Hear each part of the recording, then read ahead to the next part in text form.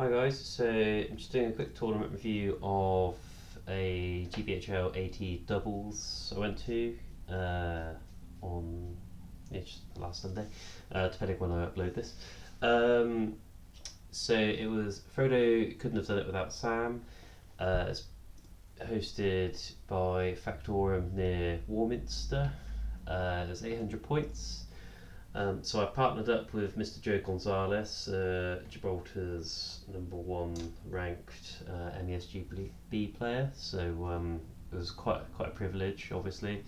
So I didn't really think too hard about the army in the sense that once me and Joe decided we were going, we just posted on our team thing like, "Oh, what are we taking?" And then team captain Mr. Smith said bears, and then so we're like, "Okay, we'll just take bears." So we took bears.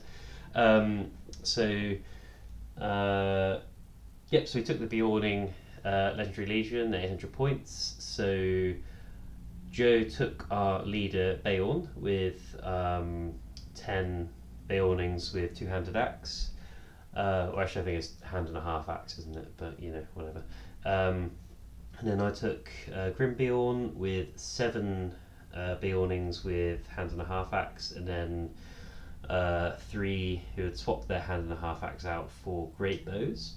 So originally I was going to take Beorn just because I think Joe would prefer if preserving the leader was sort of more out of his hands, but basically it just ended up that I'd painted both the bears and then 7 axes and 7 bows by the time of the tournament. So I couldn't field as many axes as I would have liked, so it made more sense for Joe to take Beorn and just have no shooting, because there's a few double scenarios where the primary force is like stuck in immediately, so there's just not really much point in having shooting with 10 models. And then I had all the shooting with the 3 bows on the secondary force, because often it'll be the secondary going to rescue the primary or whatever. So we've got some shooting, but not too many. I don't think you'd want any more than 3 bows, which is a bit annoying because I painted up I'm in process of finishing painting up 21 Bjornings. I gave 7 bows and then 14 axes, and I now realise that I actually probably want more axes, so I might have to buy another set just to paint 3 axes, because otherwise I'd be obliged to max out bows every time, which I now realise I actually don't really want to. Anyway, that was a weird digression. So I'm not going to run through everything they do because there's quite a lot of stuff. But basically, you get Beorn, Grim Beorn with all their vanilla rules. So just sort of changing between the man and human. Beorn having to charge, charge an enemy model if he can. A few other special rules like that. So he's fight 8, strength 8, I believe, and then 3s everywhere. Attacks, wounds, might, will, fate. Grimbeorn's the same, apart from I believe he has fight 7, strength 7. But Grimbeorn has a bow, which is quite handy when he's not a bear fort. And then the Legendary Legion just gives you a few things like the bears acting as banners for the Bjornings. And then what else? You don't have to do the roll. You don't have to roll dice for the skin changer thing. You can just do that when you feel like it. And then you get monstrous charge as well with the bears. I think that's it. I haven't got the rules in front of me, cunningly, but to be honest, it's one of those things where I'm not going to go into it too much because it's kind of obvious what they do. You just hit like an absolute truck. So if the bears get in and sort of win combats, they can hurl. They can do the crushing blow thing where you keep doing strength 10 hits until you fail to wound. So that can either go really well or really badly. But then you've got all the normal monstrous, the brutal power attacks. The Bjornings are just very good. I think either they're a bit overcosted or Rangers are a bit undercosted, because I tend to compare them to the Do or Die, and they seem to be a bit better. But the Bjornings are fight 5, strength 4, but with Burley, so unless they have a bow, they're always two-handing. Defense 4 is obviously the weakness, so if you're up against strength 4, that's bad. If you're up against shooting, that can be bad. But then 2 attacks, 2 wounds, which is very good. Courage 4 or 5, I can't remember now. They're very solid infantry, but 20 points each. And they just get in and chop up, and the bows are. They only got a shoot value of 4, but the bows are strength 4, so that's a real threat, even just having a few of them. So that's pretty much what we want to do. I think I keep describing armies as deathballing, but this very much seems like an army that wants to deathball. Like, you want to push your bears forwards, get them in, have your Beornings around them to get the banner effect, because you're rolling 3 dice to win duels at 5/5, which is very spicy. You just kind of want to get stuck in and sort of do bear stuff, really. I should also say that ideally I'd have my doubles partner here going through everything with me, but I've kind of shafted Joe a bit by not inviting him. It's more of a time thing than anything. I just I've just got a lot on at the moment, so struggling to find time to do stuff. But next doubles, I'll make sure that I have my partner on. So apologies, Joe. So game 1, we were playing Clash by Moonlight, which is a singles scenario, which I found weird, but happy to play it. So we were against a Fiefdoms Rohan alliance. So the Rohan had Theoden and Gammas, and then loads of Royal Guard, but with 2 riders with throwing spear. Presumably I should have the points spell. And then Imrahil with as many knights as fits in 400 points. I didn't actually count them, to be fair. So that's what we were up against. So it was a bit difficult. The terrain, the terrain on the board was very, very sparse, which did not help us at all.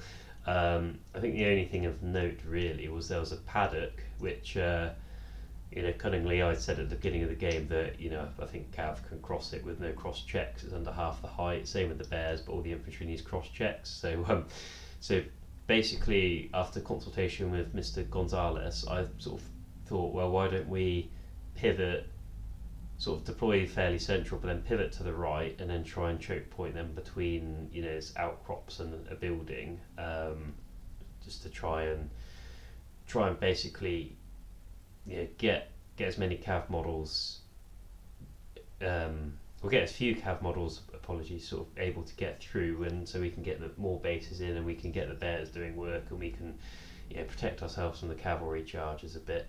Because what we didn't want to happen was for our formation to get broken up and then basically picked apart by cav. Because whilst we're 5/5, obviously Imrahil gives his knights 5/5, but then on the charge there is giving the Royal Guard 5/5. So this was actually a terrible matchup for us, I think. Clash by Moonlight wasn't great because we had 3 bows, which was handy, but all of the Rohan had throwing spears and they had 2 bows. So the nightmare scenario in my mind was that we were just going to get kited, and they were going to sort of avoid my bows, just sort of come in, chuck a load of spears and sort of run off, because even if you move, hitting on 5s, but then wounding on 4s, so that could have been nasty. But I think as it was, they didn't kite for very long. I'm not sure if it's because we were strung out a little bit, with the bears not sort of perfectly positioned, and then obviously I was moving my guys towards this sort of choke point, and Joe was sort of lagging behind. So it was mostly Joe's guys who were next to all the cav, but basically as soon as they could, they charged their cav in. They didn't commit the heroes too early on, and they left a few guys within charge range, so when we had priority we were able to at least stop a few charges, but we did copper quite a few charges. There's not too much to say. We sort of just traded blows. If our Beornings won the fight, then they tended to chop up, and I think just having that bear banner thing just meant we were rolling the 3 dice every time, and whilst they had banner effects, Imrahil was obviously covering the knights, but I think Gambling was basically trying to avoid avoid us, so it meant that his banner effect was at least out of the way for a lot of the game, and Theoden was also sort of hiding around the back. So I think it meant we had a bit of an advantage. So I think the first couple of turns we took a lot of models off the table, but equally we were losing quite a lot of guys as well, especially when Imrahil eventually sort of came around the flank and got involved.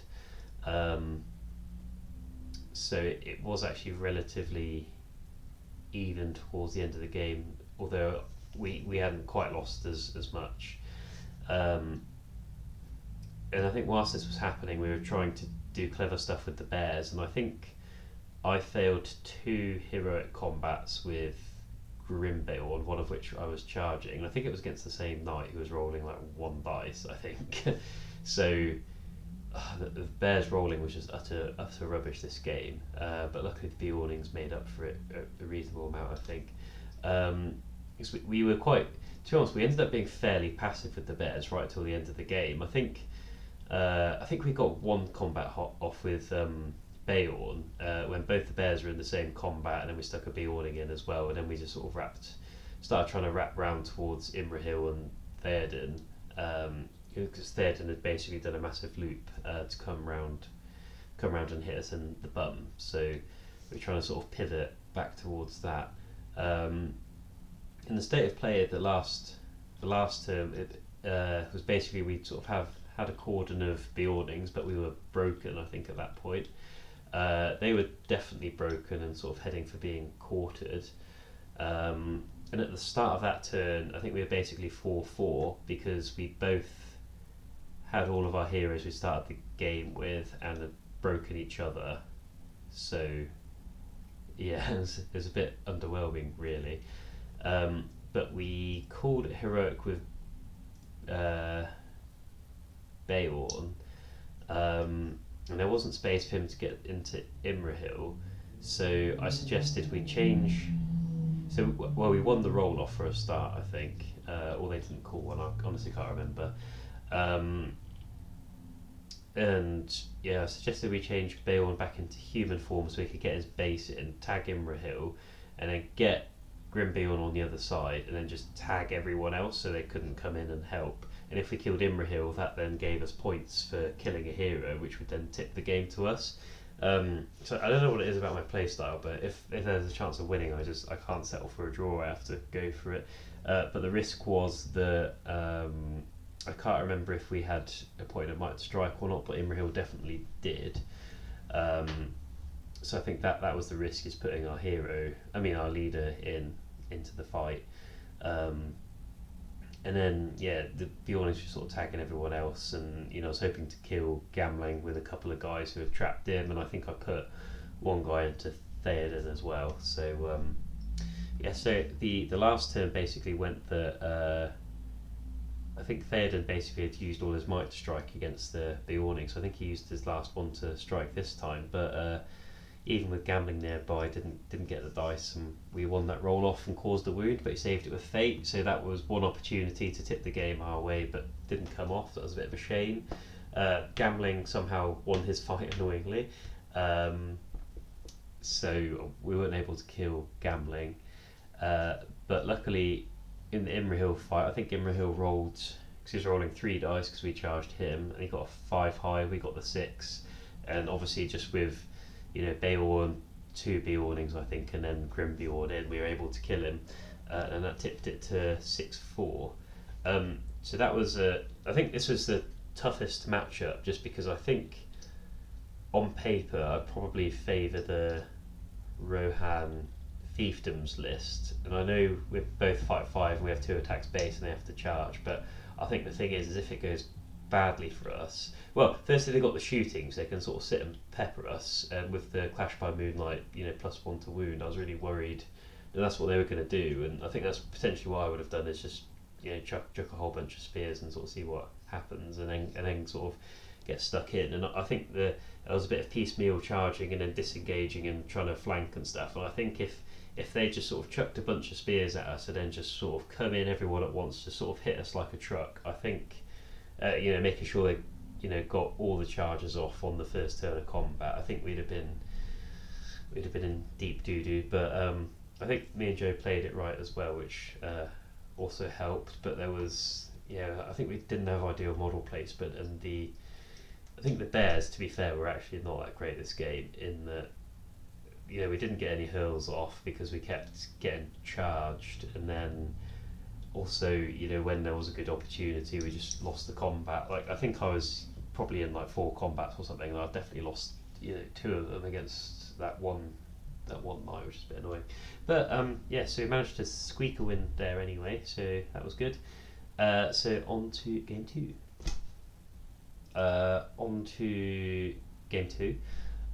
So we were against an Easterling Serpent Horde alliance. So the Easterlings had Dragon Emperor with a whole bunch of Black Dragon pikemen, and then Brogear.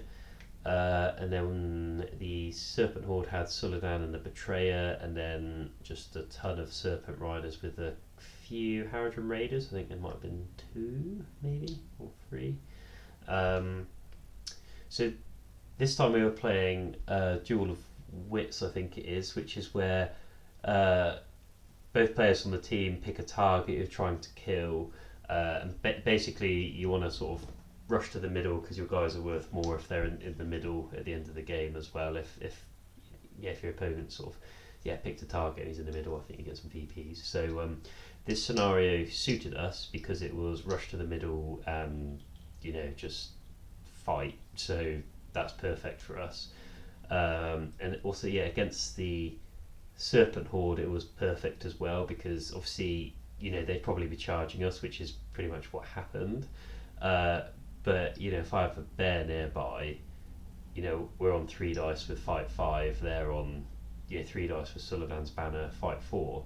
So the odds are we're winning that, and then we need 4s down to 3s with the Burley to kill. So I wasn't too concerned about the Serpent Horde. I was concerned about the Betrayer because he obviously has his Master of Poisons, and if he turns that on, if we do lose a fight, then whatever that was fighting is probably dead. Because if they charge and win, then that's just a deadbeat warning normally, and with the Master of Poisons, it's definitely a deadbeat warning. So that was scary, and then also just the threat of magic to the bears. It's quite difficult. So in terms of Dragon Emperor, I wasn't sure what to make of it, just because they had a fight 5 pike block, which is nasty. So I thought there might be quite a lot of sort of bouncing off one another, and be a very killy game in that they can go 3 deep and have a banner effect, and if they have sort of 3 dice on a Beording, they might sort of be able to take a wound or 2 off a turn if they sort of win those fights. So I was quite worried about that. I actually couldn't really tell you what happened with the Easterlings because I ended up fighting the Serpent Horde and Joe was fighting the Easterlings. Some of the Easterlings did come after me, and basically I was just able to run around and break up the pike block so that so they were doing 1-on-1s or 2 of theirs against our 1, which is fine obviously for us, because obviously if we won that we're sort of chopping up. As it transpires, we both chose Brogear, and I think it was fairly obvious because I believe the Betrayer transfixed Grimbeorn and he put Suladan in against him and turned on the Master of Poisons, and I think he potentially had another guy supporting Suladan as well. So so that was a bit scary. And I was sort of saying to Joe, like, because I think Joe wanted to charge a couple of Easterlings, call a combat, and then basically break through and kill Brogear. And it's a bit difficult because I was a bit like, I kind of want you to come my way, just deal with Suladan, just get him out of the way, make sure Beorn doesn't get, roughed up, because obviously he's probably their target looking at what they were doing. But it's one of those where obviously part of me wanted them to kill Brogear because that was my target, and then Joe was just like, do you know what, I really think we need to go and kill Brogear. And I was just trying to read between the lines obviously, and because he didn't say anything obvious, to be fair. Like we didn't sort of give the game away or anything, because I know there's a bit of You've got to be honest with this one because you're not allowed to communicate. But just the way he was adamant that he thought Brogear was a better idea, and I was a bit like, Joe, don't leave me to die. And then he was just like, I think I'll go for Brogear. And anyway, so his combat went off and killed Brogear. First proper turn of combat. So that was good for both of us, as it turns out. I already at that point knew it was good for me, obviously. But yeah, there's not too much to say in terms of what my Bjornings were doing. Basically, the Serpent Riders and stuff just totally bounced off. In that I was rolling quite well as well. So 3 dice getting the sixes, or at least higher than whatever they were rolling, and it just kind of meant they just bounced off really. And same with the Easterlings, where there are Easterlings, because I was able to break them up a bit. I was able to sort of get chopping. Again, I wasn't paying too much attention to what Joe was doing. I think Joe sort of kept beating the Dragon Emperor in combat, but never really got as far as wounding him. I think he may have. To be honest, I wasn't really paying attention. This is probably where we needed Joe on the podcast, not podcast. What is it I'm doing? Video. But his Bjornings were having a bit of a tougher time against the Easterlings because they were able to keep a cordon around the Emperor to make sure he didn't get too trapped or whatever. And I think by the end of the game, last turn, I think Beorn beat the Emperor in combat, and I think he had like 1 fate, 3 wounds or something. So I was like, well, I'll do the crushing blow because if you get 4 threes, he's dead. But he wasn't able to do that. I think he got 1 wound and then it was saved by fate. So, but it didn't actually really matter VP wise, I don't think. But yeah, and to be fair to them, they managed to trap Beorn, and they kept sort of trapping Beorn and keeping the Emperor sort of untrapped. But it just I don't think the dice went their way. I think Beorn was just able to do work, and obviously we were able to go in and kill all the guys around Beorn. So and the only other thing on my side is basically that I think Grimbeorn got immobilised a couple of times, which was unsettling, and Suladan just kept going in and striking up. And yeah, I think he won a fight once, and then I bear saved it, which hadn't happened so far, so that was good. But then there came a time. So by this point the Betrayer was dead. I do think it was, to be honest, a bit of an error in that having the spell threat on the bears is just nasty. So sort of staying out of 6 and just chucking spells at people might have been a sort of better option. But I kind of got the sense that things were going badly, so I was a bit like, I'll chuck him in and see what happens. Which I think at that point, fair enough. But I think he charged into a Bjorning, but then Joe surrounded him with like 4, won the combat, and just 1 pumped him. So he was off the table by then. And then I think it was the last turn. Suladan had run out of might for striking, chucked him in the bear anyway, rolled a 6, and I think I had 14 dice because I had 5 Bjornings, 1 bear who had been charged, so I was on 3 attacks, and then a banner reroll. I didn't get a 6, and Grimbeorn was out of might. So I actually lost that fight, and then Suladan rolled 2 6s, I think. And either way, I wasn't able to fate it, because I think he chipped away at my fate a bit, because I think I had a bear save, and then maybe I used another point of fate or something. So basically it ended up with Grimbeorn taking a wound, which was annoying, because obviously, as it turns out, both of their targets was Grimbeorn, so causing him a wound actually gave them 2 VPs, so that sort of nonsense roll didn't help us too much. But I didn't mind. I think we can't complain with how the sort of dice and the game was going, so that's all good. I think this was our favourite game. I think it was a lot of fun, and it did become a bit one-sided towards the end, but everyone was sort of having fun and in good spirits and stuff. So it was an enjoyable one. So we ended up winning that one 10-4. So we were going into the last round, one of 5 doubles who hadn't dropped a game yet. So that was cool. So the last game was Taken Hold, which is the one that's very similar to Divide and Conquer, apart from there's one objective in the middle. So basically you deploy in opposite corners to your partner, and then you kind of rush to the middle and try and hold it at the end of the game. So we were against a Suladan Witch King combination. So one side had Mordor, and oh, excuse me, a whole bunch of Morannons and a banner, and the Witch King with 15, 3 I think, and then the crown as well.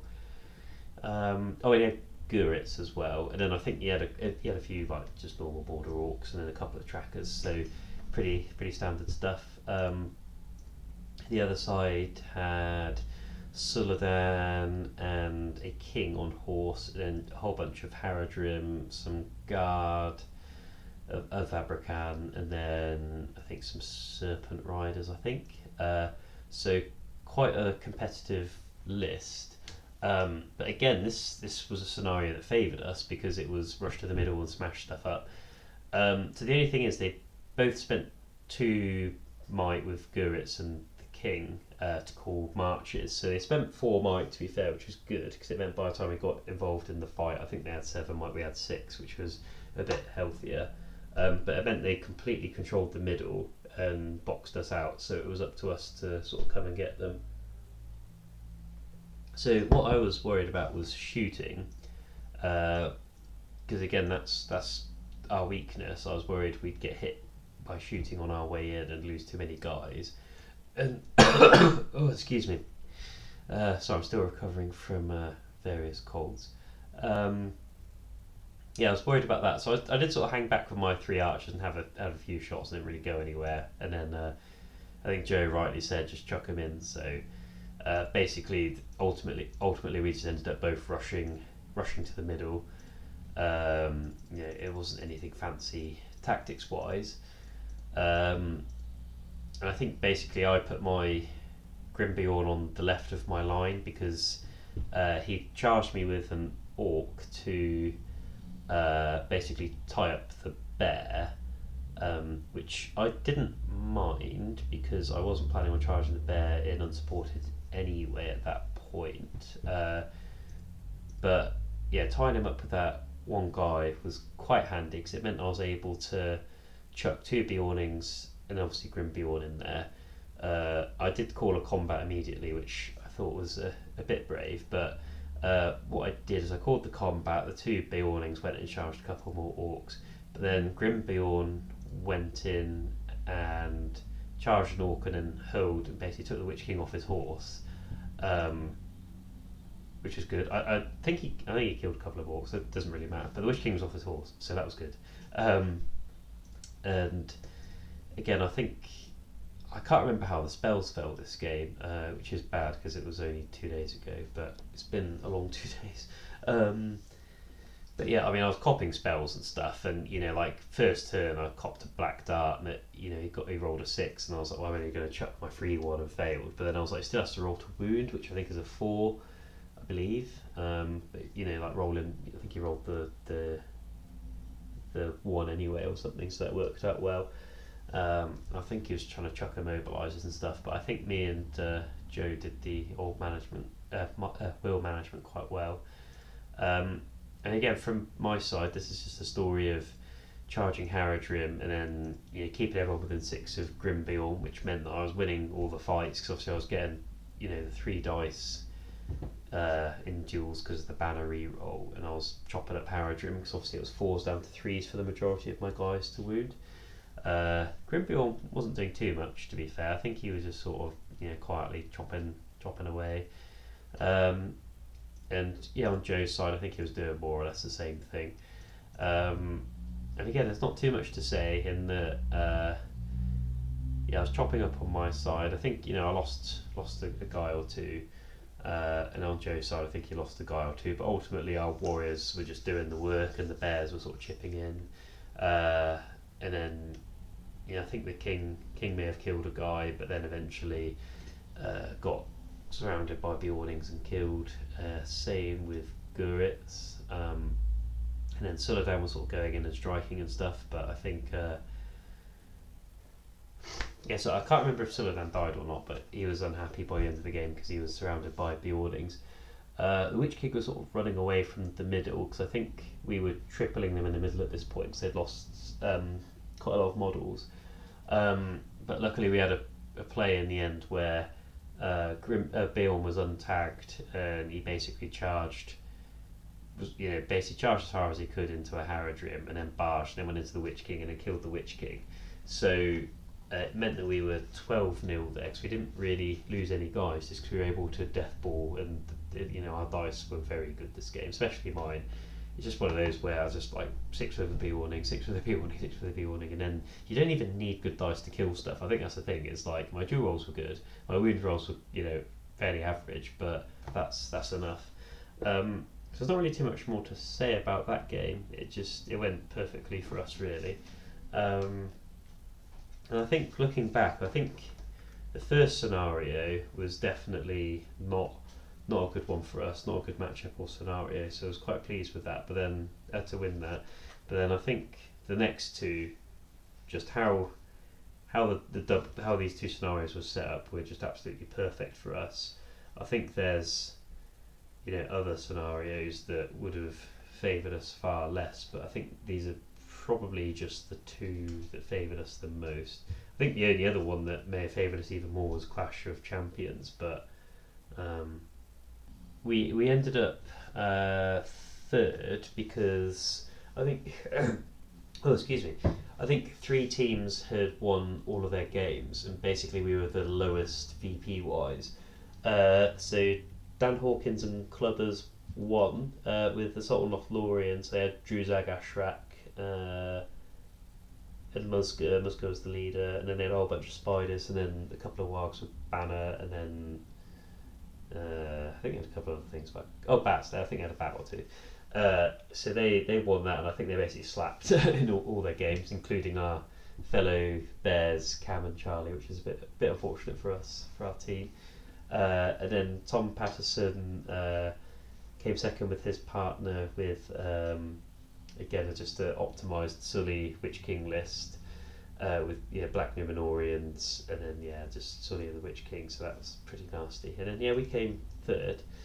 I think it was quite close between us and Atomic Tom's team in terms of VPs, but they just pipped us, so it's what it is. But I thought it was it was a bit of a weird one in the tournament pack obviously just said about being friendly and stuff, and to my mind you can still be friendly and competitive, so obviously we took a list that's like fairly good, but it's probably not sort of top tier. We just got lucky with the matchups and the scenarios a bit, to be honest, and there's obviously quite a lot of other meta lists, but it was a bit unfortunate because I think at the end we kind of got a bit of a public shaming for taking bears, which didn't really feel good, but whatever, I guess. But it's overall a good day. We'll try and do another doubles. I don't know if me and Joe will team up for the other doubles or whether we'll mix it up with